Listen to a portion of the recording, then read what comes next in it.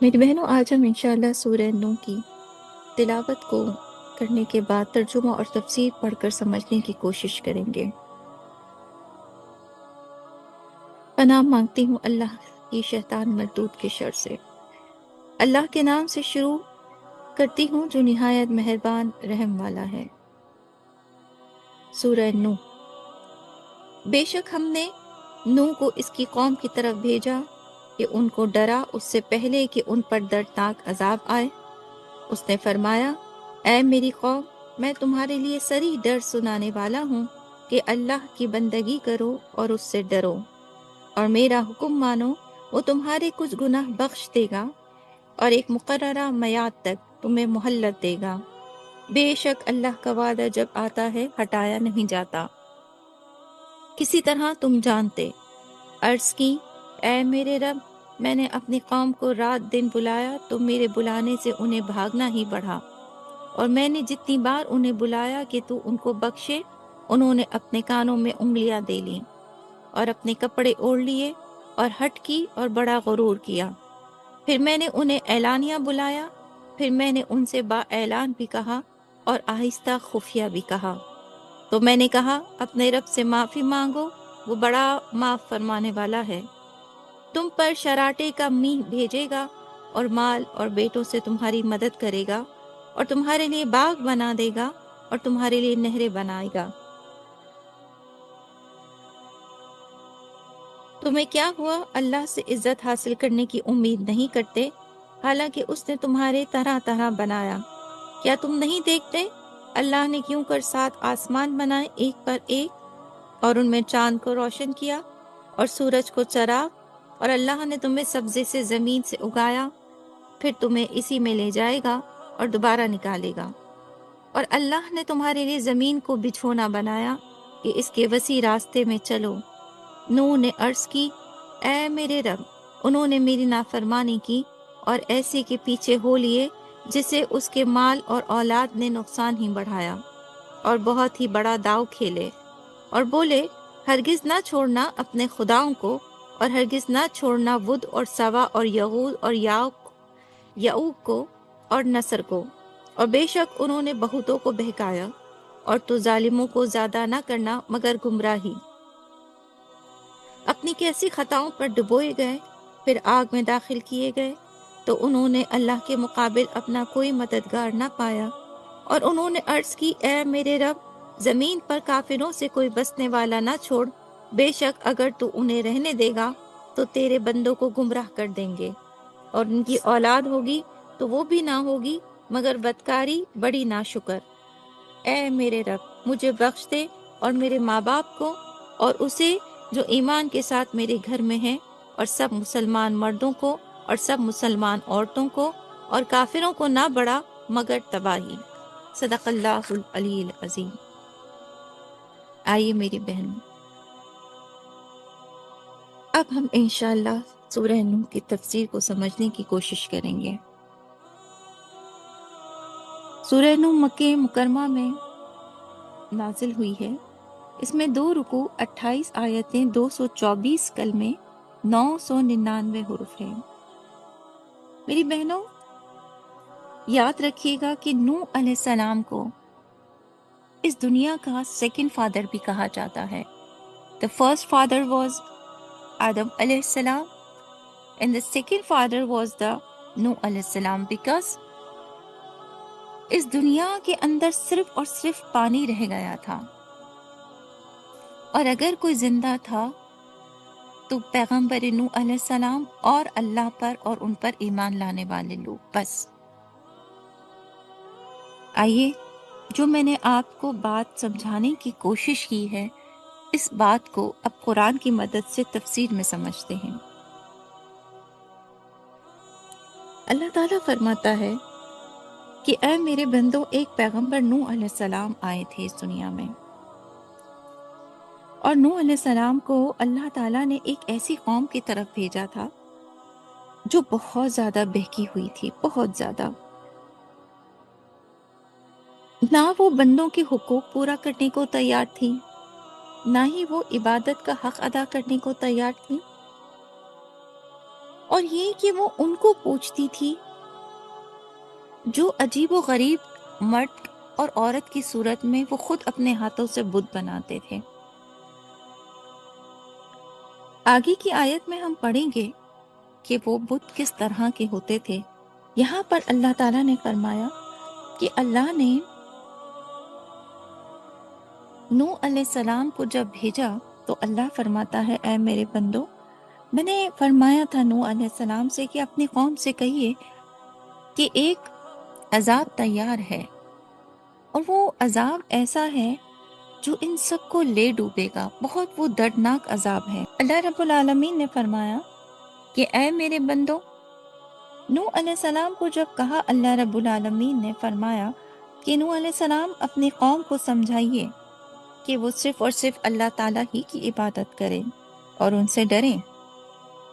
نوح علیہ السلام نے فرمایا اے میری قوم، میں تمہیں واقعی ایک ایسا ڈر سنا رہا ہوں جو کہ پلٹنے والا نہیں ہے، اس شرط پر کہ اگر تم اللہ کی بندگی کر لو، اللہ کی عبادت کر لو، اور میں جو کچھ تمہیں کہہ رہا ہوں تم ان تمام باتوں کو مان لو، تو کوئی شبہ نہیں کہ اللہ رب العالمین تمہیں بخش دے گا، یہاں تک کہ جو گناہ تم نے کیے انہیں بھی بخش دے گا، کیونکہ اللہ بڑا غفور الرحیم ہے۔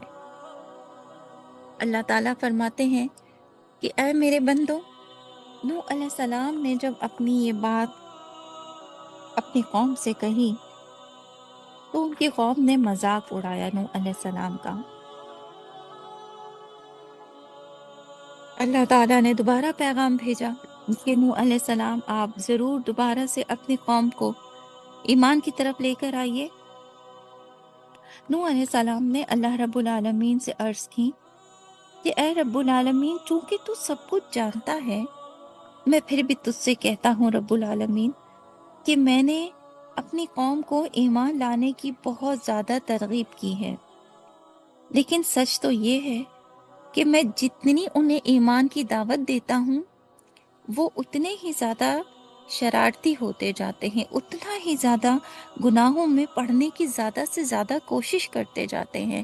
اللہ، مجھے ایسا محسوس ہوتا ہے کہ میں جب بھی انہیں دین کی دعوت دینے کے لیے جاتا ہوں، ایمان کی ہدایت دینے کے لیے جاتا ہوں، تو وہ میری دعوت کو سن کر بھی نہیں سنتے ہیں، اور سننے کے بعد اس کا اور الٹ زیادہ کرتے ہیں۔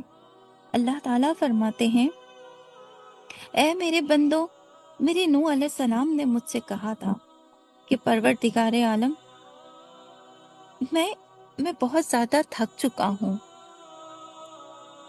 میں اپنے منہ کو چھپانا چاہتا ہوں تاکہ یہ مجھے نہ دیکھیں، کیونکہ میں جب دین الہی کی طرف ان کو نصیحت کرتا ہوں نا اللہ، تو اب وہ میرا چہرہ بھی دیکھنا گوارا نہیں کرتے ہیں۔ لہٰذا رب العالمین، جب میں اپنے گھر سے نکلتا ہوں تو میں اپنے چہرے پر کپڑا ڈال دیتا ہوں، کیونکہ یہ وہی چہرہ ہے نا اللہ نوح علیہ السلام کا کہ ان کو دعوت دیتا ہے، تو وہ دعوت کا یہ چہرہ سن کر، ایمان کا یہ رونق افروز بیان سننے کے بعد میری قوم مجھے صرف جھٹلاتی نہیں بلکہ اور زیادہ گناہوں میں جاتی ہے۔ مزید فرمایا اللہ تعالیٰ نے اے میرے بندوں سنو، اور کیا گفتگو رہی نوح علیہ السلام کی اور میری۔ اللہ فرماتا ہے کہ میرے نوح علیہ السلام نے مجھے یہ بھی بتایا تھا کہ اے اللہ، جب میں ان کی طرف جاتا ہوں نا اعلانیہ طور پر کہنے کے لیے، یا پھر میں اگر ایک ایک کو جمع کر کے آہستہ آہستہ یعنی کہ خفیہ طور پر بھی کوئی ایسی بات کرتا ہوں جو ایمان سے تعلق رکھتی ہو، چونکہ میں یہ سوچتا ہوں کہ ہو سکتا ہے کہ یہ سب مل کر ایک دوسرے کا چہرہ دیکھ کر غرور اور تکبر کی وجہ سے میری بات نہ سنتے ہوں، تو اے اللہ، میں نے اعلانیہ بھی کوشش کی اور میں نے آہستہ آہستہ خفیہ طور پر بھی ان کو اپنے پاس ایک ایک کر کے بلا کر بھی سمجھانے کی کوشش کی تھی کہ اے بندوں، اے اللہ کے نیک بندوں، میں تمہیں پیغام سنانا چاہتا ہوں اللہ رب العالمین کا، اور ایک ڈر کی طرف تمہارے ذہن کو بھیجنا چاہتا ہوں، اور وہ ڈر عنقریب سچ ہونے والا ہے۔ بہتر یہ ہے کہ اپنے رب سے معافی مانگ لو، مجھے یقین ہے وہ بڑا معاف کرنے والا ہے۔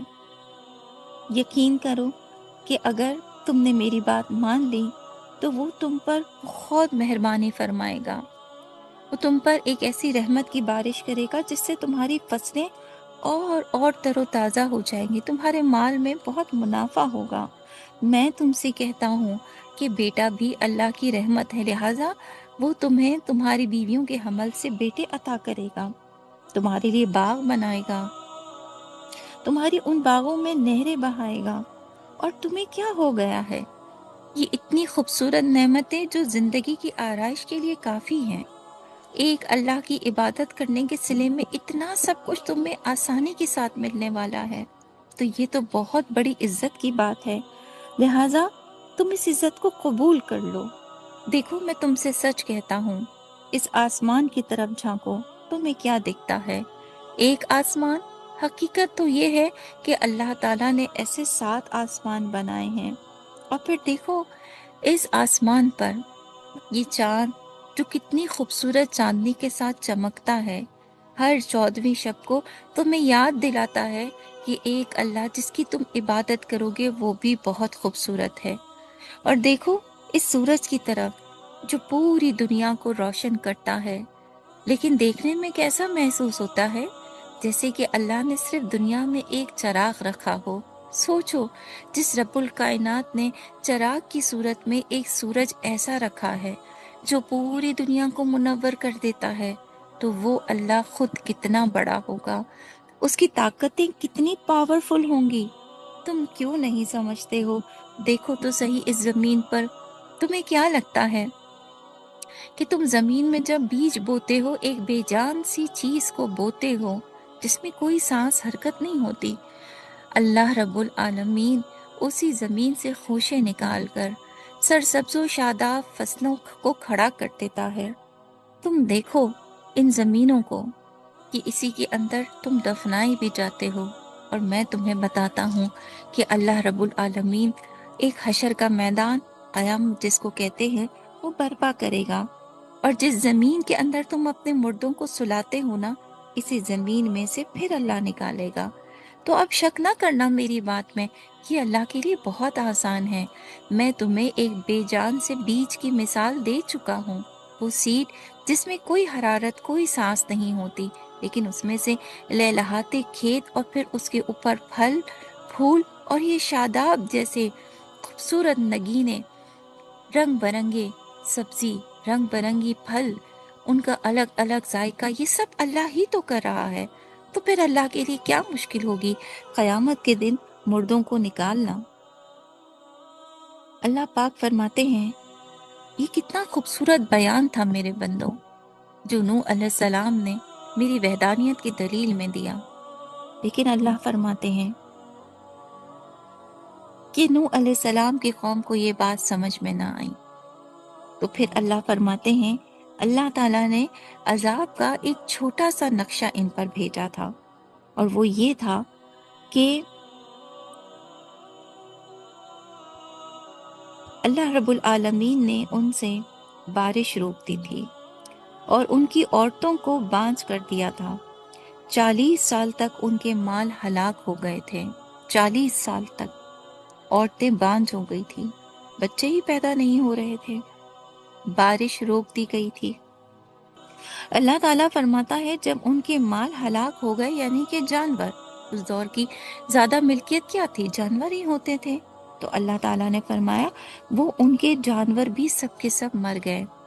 پھر وہ آئے حضرت نوح علیہ السلام کے پاس کہ نوح علیہ السلام یہ آپ نے کیا کیا؟ تو حضرت نوح علیہ السلام نے فرمایا میں تم سے نہ کہتا تھا کہ میرا مہربان خدا بڑا رب غفور ہے، میں تم سے نہ کہتا تھا کہ تم ایک وحدانیت ہی کی عبادت کرو جس کا نام اللہ ہے، میں تم سے نہ کہتا تھا کہ اس پوری زمین کو، اس پوری کائنات کو بنانے والا ایک ہی اللہ ہے، صرف اسی کی بندگی کرو۔ اگر تم نے میری بات نہ مانی، اب تم چونکہ میرے پاس آئے ہو تو میں تمہیں حکم دیتا ہوں کہ تم اب کثرت کے ساتھ استغفار کرو۔ اللہ تعالیٰ فرماتا ہے کہ کفر و شرک میں پڑنے والے ایمان لا کر مغفرت طلب کرنے لگے، اللہ تعالیٰ نے ان پر اپنی رحمتوں کے دروازوں کو کھول دیا، اور کیوں کر نہ کھولتا کہ وہ تو اطاعت میں مشغول ہو گئے تھے۔ پھر خیر و برکت ملنے لگی، پھر ان کے پاس رزق میں برکت ہونے لگی۔ تو اللہ تعالیٰ فرماتے ہیں کہ پھر ان کی مال اور اولاد میں جب بکثرت برکت ہو گئی تو وہ پھر سے اپنے ایمان سے ہٹ گئے۔ اللہ تعالیٰ فرماتا ہے، اے میرے بندو، میں تمہیں سورہ نوح کے ذریعے ایک اور بات بھی بتانا چاہتا ہوں،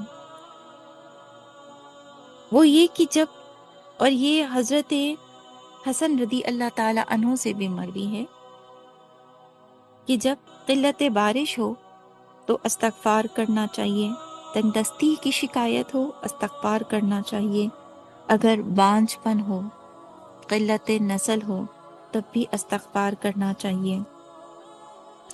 اللہ رب العالمین فرماتے ہیں کہ یہ جو استغفار ہے اس میں قسم قسم کی نعمتیں موجود ہیں۔ استغفار ایک ایسا دروازہ ہے جس سے انسان اپنی مراد کو پا لیتا ہے۔ اللہ تعالیٰ نے فرمایا کہ اے میرے بندوں، میں تمہیں بتانا چاہتا ہوں کہ یہ جو آفتاب و مہتاب ہے نا، یعنی کہ یہ جو سورج اور چاند ہیں، اللہ رب العالمین نے ایک ملائکہ کھڑی کی ہے جو کہ صرف اور صرف اللہ کی بارگاہ میں استغفار ہی کرتے رہتے ہیں۔ اللہ رب العالمین فرماتے ہیں کہ اللہ وحدہ لا شریک لہ نے اس دنیا کو ایک کلمے پہ کھڑا رکھا ہے، اور وہ کلمہ پتہ ہے کیا ہے؟ تیسرا کلمہ۔ اور تیسرا کلمہ کیا ہے؟ سبحان اللہ والحمد للہ ولا الہ الا اللہ واللہ اکبر لا حول ولا قوت الا باللہ العلی العظیم۔ یہ جو آپ کو آسمان اس وقت بغیر ستون کے کھڑا دکھائی دے رہا ہے نا، اسے اللہ رب العالمین کے فرشتوں نے تھاما ہوا ہے، اور جب سے یہ آسمان کھڑا ہوا ہے فرشتے یہ ایک ہی تسبیح پڑھتے ہیں۔ اور اللہ تعالیٰ فرماتے ہیں کہ جب سے اللہ تعالیٰ نے سورج کو اور چاند کو بنایا ہے تو ان سورج اور چاند کو کی حفاظت کرنے کے لیے جن کو مامور فرمایا ہے وہ فرشتے صرف اور صرف اللہ کی بارگاہ میں استغفار کی تسبیح پڑھتے رہتے ہیں۔ تو اللہ تعالیٰ فرماتا ہے کہ اے میرے بندوں، بڑی بابرکت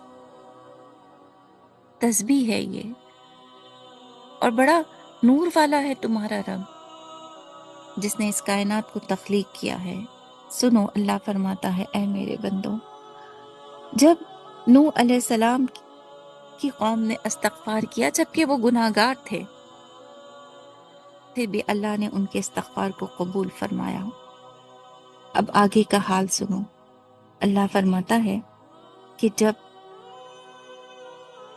ان کے مال بڑھ گئے، ان کی اولادیں بڑھ گئیں، تو وہ غرور میں، اپنے مال میں وہ قوم بہت ہی مست ہو گئی، اتنی مست ہو گئی، اللہ فرماتا ہے کہ پھر کفر کرنے میں انہیں کوئی خسارہ محسوس ہی نہیں ہوتا تھا۔ اللہ تعالیٰ فرماتے ہیں میرے نوح علیہ السلام نے مجھے کہا تھا کہ اے رب العالمین مجھے معاف کر دے، میں نے تیری بارگاہ میں اپنی قوم کے لیے دعا کی، اور پھر استغفار کا حکم دے کر تجھ سے دعا کی کہ اللہ انہیں پھر سے وہ سب کچھ عطا کر دے جو ان سے تو نے لے لیا ہے، تاکہ یہ تجھ پر ایمان لے آئے۔ مگر اے رب العالمین یہ کیا ہو گیا؟ یہ تو مجھ سے بھی بڑا داؤ کھیل گئے۔ اللہ، یہ قوم تو ایمان ہی سے پھر گئی۔ اور پھر اللہ تعالیٰ فرماتے ہیں کہ انہوں نے طرح طرح کے بت بنا لیے جنہیں وہ پوجتے تھے، اور ان میں سے 5 کو تو وہ اپنے نزدیک بہت بڑی عظمت والے بت سمجھنے لگے۔ اللہ تعالیٰ فرماتے ہیں ود نام کا جو بت تھا انہوں نے ایک مرد کی صورت پر بنایا تھا، اور سوا نام کا جو بت تھا انہوں نے ایک عورت کی صورت پہ بنایا، اور یغوز نام کا بت انہوں نے شیر کی شکل میں بنایا، اور یعوق نام کا بت انہوں نے گھوڑے کی شکل میں بنایا۔ اور اللہ تعالیٰ فرماتے ہیں مزید سنو میرے بندو، نصر کرگس کا نام کا بھی انہوں نے ایک بت بنایا۔ وہ بت عجیب و غریب شکل کا تھا۔ پھر اللہ تعالیٰ فرماتے ہیں کہ یہ قوم نوح ان بتوں کو لے کر عرب میں پہنچی۔ پھر مشرقین کے جتنے بھی قبیلے تھے، ایک ایک نے ان ایک ایک بت کو اپنے لیے خاص کر دیا۔ کسی قبیلے نے کسی ایک بت کو لے کر اس کو پوجنا شروع کر دیا، معاذ اللہ۔ پھر اللہ تعالیٰ فرماتے ہیں ہوتا یہ گیا کہ یہ بت بہت سے لوگوں کے لیے گمراہی کا سبب بن گئے۔ رؤوسا قوم نے بتوں کی عبادت کا حکم کر کے بہت سے لوگوں کو گمراہ کر دیا۔ حضرت نوح علیہ السلام کے ہاتھ سے سچویشن بالکل ان کنٹرول ہوتی جا رہی تھی۔ آپ کو کچھ سمجھ نہیں آ رہا تھا کہ آپ کہاں کہاں سے کس کس کو روکے۔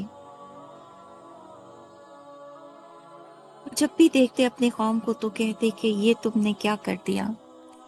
ضرور تم پر اب اللہ کا ایک ایسا عذاب آئے گا جس میں تم اپنی خطاؤں کی وجہ سے ڈوب جاؤ گے، اپنے گناہوں کی وجہ سے ڈوب جاؤ گے۔ بھلا بتاؤ تو صحیح کہ عزت والی روٹی عزت والے رب نے تمہیں دی، عزت والی اولاد عزت والے رب نے تمہیں دی، عزت والا سرمایہ عزت والے رب نے تمہیں دیا، اور اس کے باوجود تمہیں یہ عزت راس نہ آئی۔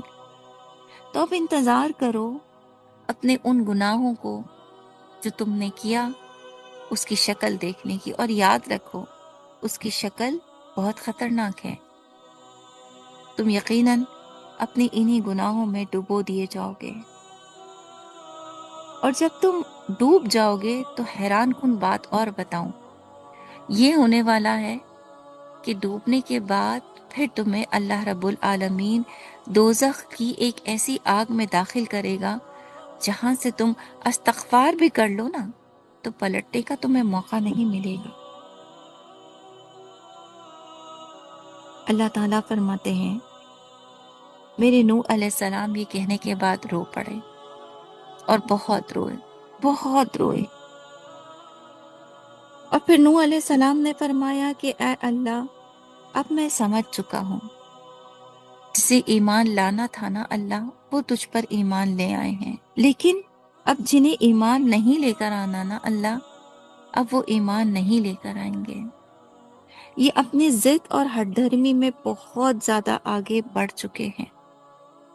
اللہ تعالیٰ فرماتے ہیں حضرت نوح علیہ السلام نے دعا کی کہ اے میرے رب العالمین،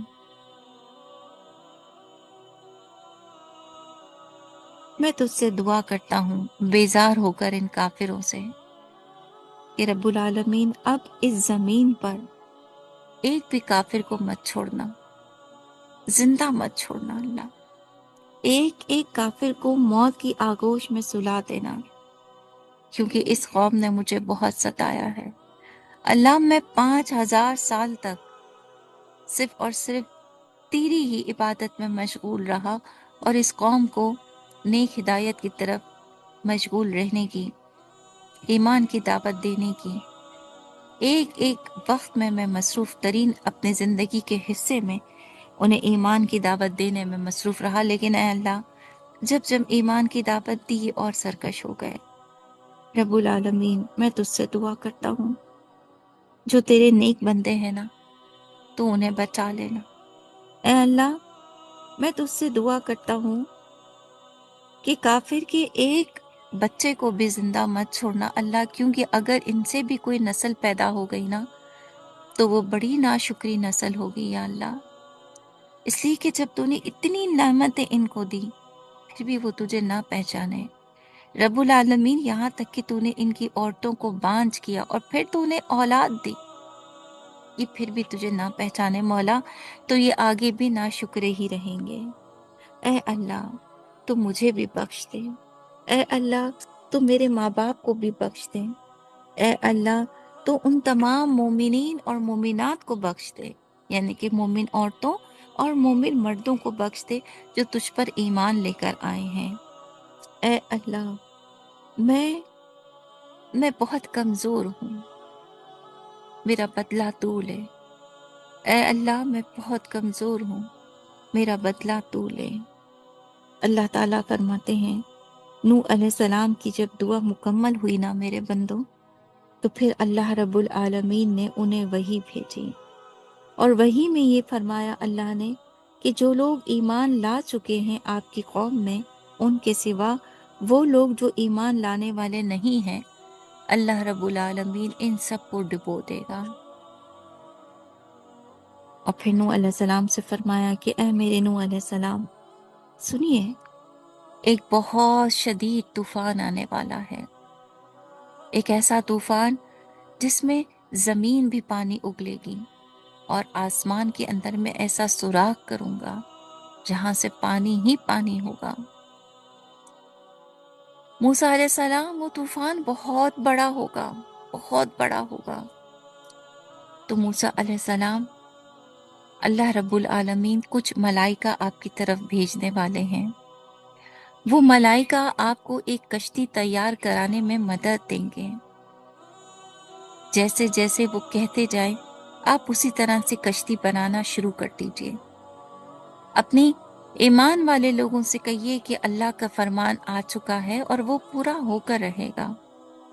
نوح علیہ السلام نے جتنے اللہ پر ایمان لانے والے لوگ تھے، اسے ان تمام لوگوں کو یہ وحی سنا دی جو اللہ نے ان پر بھیجی۔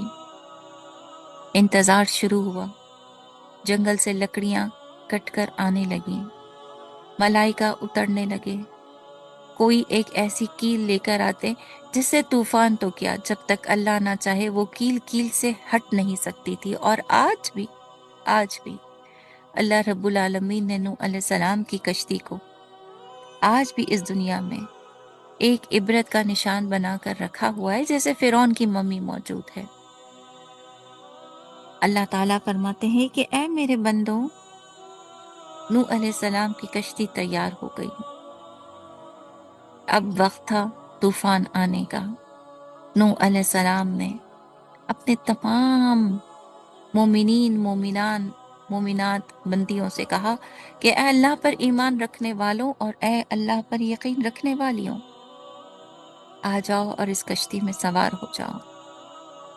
پھر حضرت نوح علیہ السلام نے زمین اور آسمان میں اعلان فرمایا کہ عنقریب اللہ کا بہت بڑا ایک طوفان آنے والا ہے، اور اللہ کا فرمان ہے کہ چرند پرند جانور میں سے ایک ایک جوڑ آ کر اس کشتی میں بیٹھ جائیں۔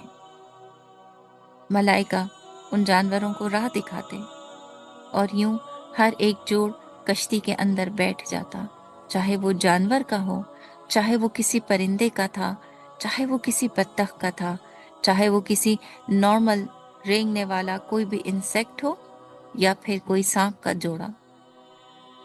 اللہ رب العالمین نے ان سب کو ایک کشتی میں جمع فرمایا۔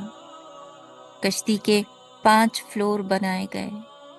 یہ ایک بہت مکمل طور پر ایک اچھی سی کروز تیار ہوئی تھی، جس میں نیچے کی طرف تمام جانور تھے، اس سے اوپر اناج رکھا گیا تھا، اس سے اوپر ضعیف اور بچے تھے، اس سے اوپر عورتیں تھیں، اور اس سے اوپر مرد تھے۔ یہ 5 فلور کی کشتی تیار ہوئی، ایک کروز تیار ہوئی،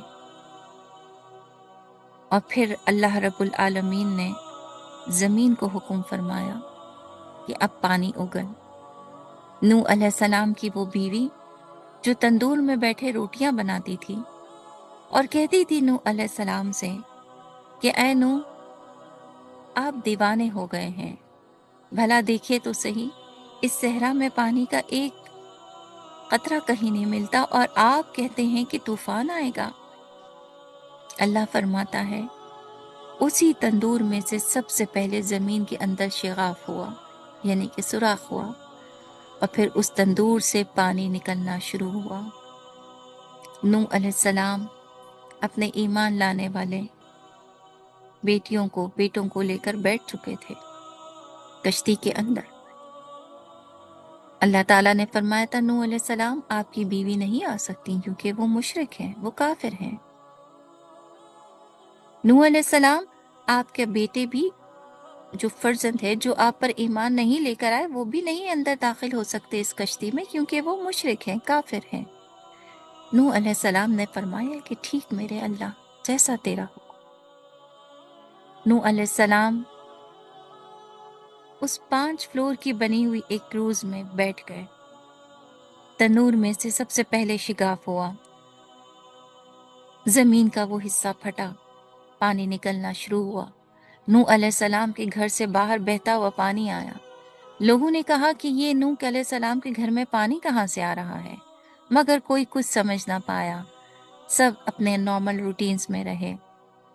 مگر ایک اللہ کا پیغمبر نوح علیہ السلام اور نوح علیہ السلام پر ایمان لانے والے لوگ جانتے تھے کہ طوفان شروع ہو چکا ہے۔ یکایک زمین پھٹی اور پھر زمین نے اور پانی نکالنا شروع کر دیا۔ اس کے بعد زمین سے پھر آسمان میں شگاف ہوا، یعنی کہ سوراخ ہوا، اور پھر بادلوں نے اتنا پانی برسایا کہ آج تک اس دنیا میں ایسی بارش نہیں ہوئی۔ وہ بارش نہیں تھی، وہ بہتے ہوئے چشمے تھے آسمان سے۔ وہ بارش نہیں تھی، بلکہ کوئی انڈیلا ہوا، کسی برتن میں جمع ہوا ایک ایسا پانی تھا جو برستا ہی گیا اور اتنا برسا کہ 48 گھنٹے بتائے جاتے ہیں، 48 آورس، اور کچھ لوگ کہتے ہیں کہ 5 دن میں پہاڑ تک پانی چڑھتا گیا۔ نوح علیہ السلام تمام منظر اپنی اسی کشتی سے دیکھ رہے تھے۔ پہاڑ پر چلتا ہوا بیٹا دکھائی دیا۔ نوح علیہ السلام نے آواز لگائی، اے میرے بیٹے، ابھی بھی مان جا، تھوڑا وقت باقی ہے، ابھی بھی مان جا، اللہ پر ایمان لے، اب میں تجھے اپنی کشتی میں سوار کر لیتا ہوں۔ بیٹے نے انکار کر دیا، کہا کہ نہیں میرے باپ، آپ تو دیوانے ہو گئے ہیں، یہ تو بس ایسا ہی ہلکا پھلکا سا سیلاب ہے، میں ابھی اور بلند پہاڑ کی چوٹی پر چڑھ جاؤں گا اور میں اپنی جان کو بچا لوں گا۔ یکایک پانی اور تیز ہو گیا اور ایک ایسی لہر آئی کہ اس لہر میں نوح علیہ السلام کا بیٹا بہہ گیا۔ نوح علیہ السلام نے اپنے سر کو سجدے میں رکھ کر کہا کہ اے اللہ، جس میں تو راضی ہے اس میں میں راضی ہوں۔ جبکہ دل غم میں ڈوبا تھا اپنے بیٹے کو دیکھ کر، اللہ تعالیٰ نے فرمایا، نوح علیہ السلام، اگر ایک کافر کو دیکھ کر آپ کے دل میں نرمی آئی ہے تو میں آپ سے نبوت لے لیتا ہوں اور آپ کی جگہ میں کسی اور کو پیغمبر بنا دوں گا۔ نوح علیہ السلام نے کہا، اے اللہ، مجھے معاف کر دے، مجھے بخش دے۔ اللہ تعالیٰ نے بخش دیا۔ یوں طوفان بڑھتا چلا گیا اور پھر یہ آخری سورہ نوح کی جو آیت، وَلَا تَزِدِ الظَّالِمِينَ إِلَّا تَبَّارٍ، اور کافروں کو نہ بڑھا مگر تباہی۔ اللہ تعالیٰ فرماتے ہیں کہ بس پھر یوں نوح علیہ السلام کی دعا کو اللہ نے پورا فرما دیا۔ کافروں پر پانی اتنا بڑھا کہ وہ سب کے سب تباہ ہو گئے، اور اللہ نے یوں زمین پر سے ہر ایک کافر کو مٹا دیا۔ اللہ تعالیٰ فرماتے ہیں، سنو اے میرے بندوں، اس کلام الہی کو جب پڑھنا نا، تو جہاں تمہارا رب تمہیں یہ کہتا ہے کہ وہ بڑا غفور الرحیم ہے، وہاں یاد رکھنا کہ اپنی عبادت میں شرک کرنے والوں کو وہ بہت بدترین سزا دینے والا رب بھی ہے۔ گناہ کوئی بھی کرو گے، توبہ کرو گے، بخش دوں گا، مگر تمہارا اور جو میرا رشتہ ہے نا میرے بندوں، وہ رشتہ جو ماں سے 70 گنا زیادہ دعویٰ کرنے کا رشتہ ہے، وہ محبت جو تم اپنی ماں میں دیکھتے ہو وہ مجھ میں تمہاری ماں سے 70 گنا زیادہ ہے تمہارے لیے. بس اس محبت میں کسی کو شریک مت کرنا، کبھی مت شریک کرنا. جیسے ماں کا کوئی نعم البدل نہیں نا، ویسے ہی اللہ کا کوئی نعم البدل نہیں ہے. اللہ بس صرف اللہ ہے، وہ ایک ہے، وہ واحد ہے، لا شریک لہو ہے، اس کے سوا کوئی عبادت کے لائق نہیں. بس اس بات کو سمجھ لو کہ میں نے کیوں کر تمہیں اپنی محبت کا جذبہ ماں کی محبت کے ساتھ ملا کر دیا.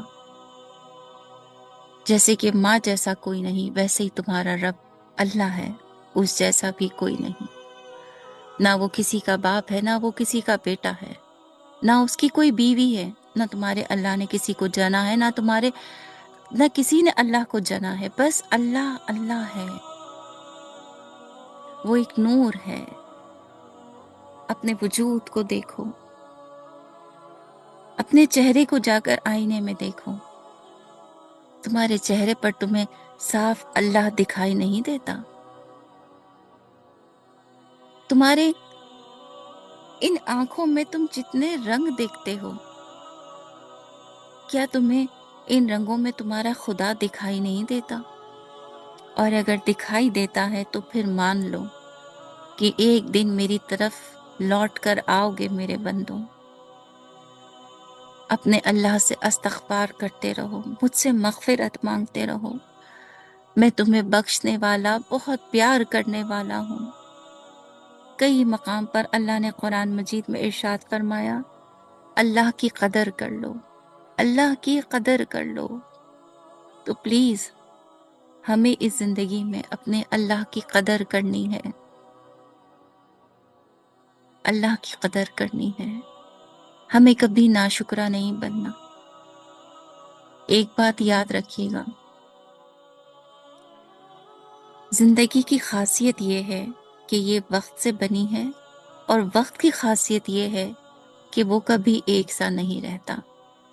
ہر غم ٹل جاتا ہے، ہر خوشی کی طرح. ہر آزمائش ختم ہو جاتی ہے زندگی کی طرح. اگر کچھ باقی رہتا ہے نا تو وہ ہمارے نیک اعمال ہیں. اگر کچھ باقی رہتا ہے نا تو وہ ہمارا صدقہ ہے. کسی کو کہے ہوئے اچھے الفاظ ہیں، کسی سے بات کیا ہوا، کسی کے دکھ میں اس کا سہارا بننے والے. ہمارے وہ کاندھے جس پہ کرامن کاتبین ہیں یہ لکھ لیتے ہیں کہ یہ کاندھے بھی اللہ تیرے بندہ کسی کا سہارا بننے میں گزار کر آیا تھا. سہاروں کی تلاش مت کیجیے، کسی کا سہارا بنیے. وما علینا الا البلاغ. اللہ رب العالمین ہم سب کو اچھے طریقے سے قرآن مجید پڑھ کر سمجھنے کی توفیق عطا فرمائے. آمین ثم